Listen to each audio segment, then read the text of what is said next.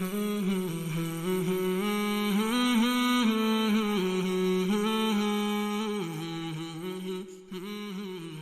بخاری حدیث نمبر 11۔ ہمیں سعید بن یحییٰ بن سعید اموی قریشی نے یہ حدیث سنائی۔ انہوں نے اس حدیث کو اپنے والد سے نقل کیا۔ انہوں نے ابو بردہ بن عبداللہ بن ابی بردہ سے، انہوں نے ابی بردہ سے، انہوں نے ابو موسیٰ رضی اللہ تعالی عنہ سے، وہ کہتے ہیں کہ لوگوں نے پوچھا یا رسول اللہ کون سا اسلام افضل ہے؟